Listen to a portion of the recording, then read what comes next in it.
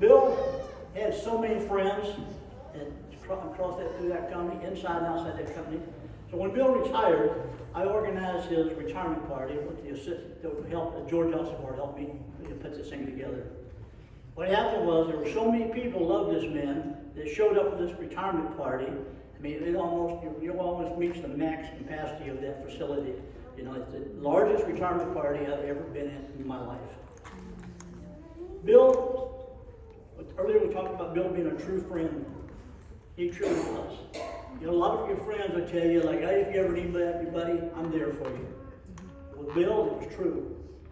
One Sunday afternoon, Mary and I went to Vegas. We were coming back from Vegas, and probably right before we get to right before we get to Barstow, her car overheated, and we had to pull over the side, so we're stranded on the side of the road. So we had to walk back half a mile, 3/4 mile, something like that. We found a little gas station that only had gas and sodas and cigarettes. I called Bill. This was before we had the cell phones. Called Bill, told him where we're at. He was at his home in Victorville. He goes, okay, buddy, just tell me about where you're at, and I'll find you. I'll be there within an hour or so. So he's about 65, 70 miles away, but you got to remember how Bill drives. So about an hour, he showed up with a new thermostat, a gasket, some sealer, heater hose, 2 different sizes, and a big box of tools, and 5 gallons of water. And helped me fix the car on the side of the road and got us back home. But not many people I know that would drive 75 miles each way to help somebody. You know, everybody else would say call AAA, but not Bill. He was always there. Bill, pretty much any time we talk, we leave for work and everything, that Bill always said that, I love you, buddy. Yeah, I love you, man. One night, one of our bosses was there with us, and he goes, I've got a question. You guys always say I love you to each other. You guys gay? Bill spoke up real fast. Unfortunately, I should have spoke up first. Bill spoke up and goes, no, we're not gay. But if I was, I think I could do a hell of a lot better than that.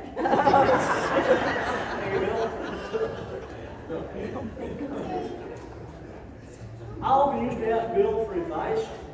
Because I get 3 daughters, he's got the 2 daughters. And I just call him, Bill, I got a problem, man. I said, I'm really upset right now. I got a problem I hope you can help me with.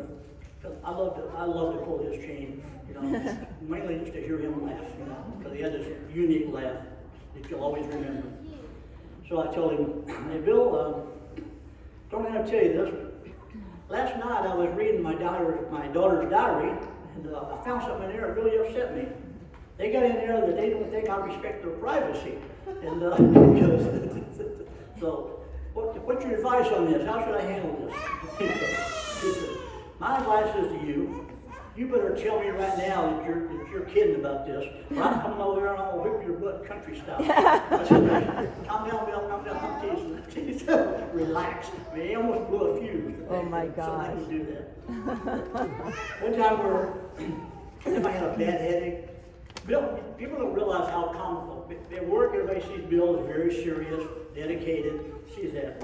Well, family and I, we got to see a difference. He can be mischievous. He can be as funny as, crack you up. I remember one time I had a bad headache. I went, hey, Bill, I got a headache, man. Can you have something for a headache? Yeah. He said, here you go. He said, just take 2 aspirin and keep away from children. Just like it says on the bottle there. Okay, Bill. Sure enough, it says it on the bottle. But at this time, several other stories, but I don't want to tie everybody up for so long and everything. But he was an amazing man. I love him. And I say every time we talk, every time before we hung up, we always I love you, Billy Bob, and I love you, Killer. The best friend you could ever have in your life. He's an amazing man. And Bill, still love you, always will. And I'll always remember you, buddy, and all the good times we had. But thank you guys for coming. Okay, thank you. At this time, I'd like to have Jessica and John Wesley and Matthew come up. They're going to say some scripture really quickly, and we're going to have a quick challenge. Don't be dismissed here.